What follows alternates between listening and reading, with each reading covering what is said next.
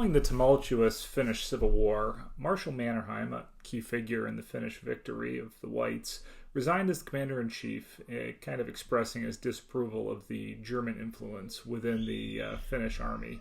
This marked the period of a beginning of internal struggle within the Finnish military. The Suojeluskunta, or the Finnish Civil Guard, a roughly paramilitary organization, as I like to say, the Boy Scouts, the National Guard, the NRA, all wrapped up into one organization, sought to regain its autonomy, while the newly formed Finnish Army aimed to establish itself as a truly national force. Striking a balance between these two entities and reconciling the divergent views of Russian and German trained officers proved to be a complex challenge. By September 19, a legal framework was established for the Finnish Army. The President of the Finnish Republic assumed the role of Commander-in-Chief, overseeing the Chief of Staff and the head of the Army. A new conscription act implemented in 1922 made military service compulsory for all able-bodied men. The Finnish Army at that time adopted a cadre system inspired by both Russian and German military traditions. A small professional corps trained reservists who underwent a year-long training period as conscripts with additional training for specialized units.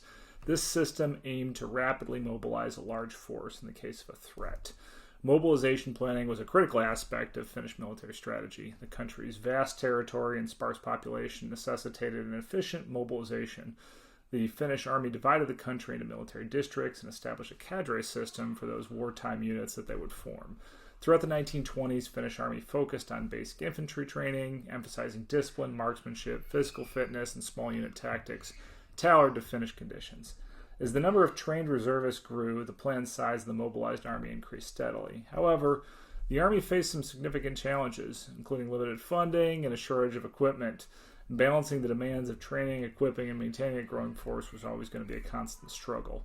When it comes to logistics, which is the point of this video, the Finnish Army's supply system in the 1920s and 1930s was primarily relying on horse-drawn transport, a necessity given the country's vast, often roadless terrain, particularly in the eastern bordering regions. This reliance on horses was not merely a matter of choice, but a strategic imperative. Finnish military doctrine emphasized mobility, especially in the challenging conditions of eastern Karelia, where traditional mechanized warfare was impractical. The mobilization of the Finnish Army would require a significant number of horses, which were going to be primarily sourced from the civilian population. This reliance on civilian resources highlighted the close connection between the military and the nation's agricultural sector. The conscription system, in conjunction with the mobilization of horses and other resources, ensured the Finnish Army could rapidly field a large force in times of crisis. Despite the limitations imposed by its reliance on horse-drawn transport, the Finnish Army developed innovative logistical solutions. This included efficient supply networks, being able to operate during the winter through the use of sleds and other unorthodox systems that other militaries wouldn't have used. And lastly, somewhat of a divergent from the horse-drawn transport in that several specialized truck units were created. And that's where we get into huoltoryhmä, the Finnish supply regiment that we have here. During the 1930s, the Finnish Army's logistics was centered around two different battalions. Huoltobataljoona 1, based in Helsinki, or Logistics Battalion 1, and Huoltobataljoona 2, or Huoltobataljoona 2, which is Logistics Battalion 2, which is based in Viipuri. And these two units were later combined to form the overall Finnish Logistics Regiment, or Supply Regiment, which would be huoltoryhmä. However, that ceased to exist in 1939 when the Winter War broke out, and its personnel and equipment were parceled out to form another number of different logistics units across the Finnish Army. While most Finnish brass unit discs don't survive to the present day, the Finnish Logistics Regiment, the huoltoryhmä, served as a sort of cadre for the mobilization of service support and combat logistics support units across the Finnish Army, which might go some way in establishing a reason for so many discs that still exist today. Now, if we take a look at the discs we have here, we have Auto K, HuoltoR, which is the auto company of the Finnish Logistics Regiment. Would have been like a truck company, or essentially what we would call in U.S. Army parlance within a brigade support battalion, probably like a Alfa Distro sort of thing, a truck company.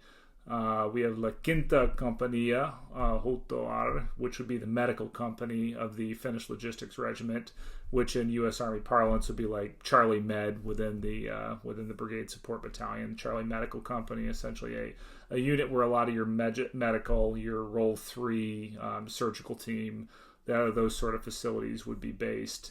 We just have the plain HuoltoR, which is the huoltoryhmä. That'd be your regimental level headquarters, most likely. Got another Autokompania, and then we have a Huolto P1. And that Huolto Battaliona Uksi, or Finnish Supply Logistics Battalion 1, is interesting in itself. This designation was only used from 1931 to 1934, when the Finnish Supply Regiment was more or less broken into two units, one in Helsinki and one in Viipuri. The one in Helsinki would have been the 1st Battalion at that time. Now, these 5 rifles are all pretty varied. I mean, we've got everything from an 1894 Tula to a 1931 Tikkakoski M27. Generally speaking, from what I've seen, the Finnish Logistics Regiment seemed to have mostly older model M91s. It makes sense. The M27 was the newest, hottest, greatest thing. It was generally going to be reserved for the various subunits of the Finnish Army, all the various combat infantry regiments that existed before the onset of the Winter War at that time. Same thing goes in the modern U.S. Army. I can remember being in a sustainment brigade in 2013, and we had some nice M16A2 muskets at the time, whereas everyone in the 82nd Airborne had M4A1 carbines. So it's not like the logistics folks ever get the newest and greatest stuff. The Finnish Supply Regiment was disbanded in 1939. A number of the innovations they made during World War II are still in service today. The concept of aerial resupply was one of the things they pioneered. Doing resupply with reindeer, sled, using float planes for resupply of forces behind enemy lines. They really did a lot of pioneering stuff that we really didn't see in most other militaries during World War II. So I'll get into that more in the future. Just wanted to do a quick breakdown on some of these brass unit discs. I've had some folks reach out to me on them. And then a little bit of the background on the Finnish Army, which I'm going to continue to explore through the avenue of the surviving unit identification discs, as well as the history of the rifles themselves. Hope you enjoyed the video. Feel free to leave a comment. Do my best to engage with them. It's always good hearing from everybody. Have a good one.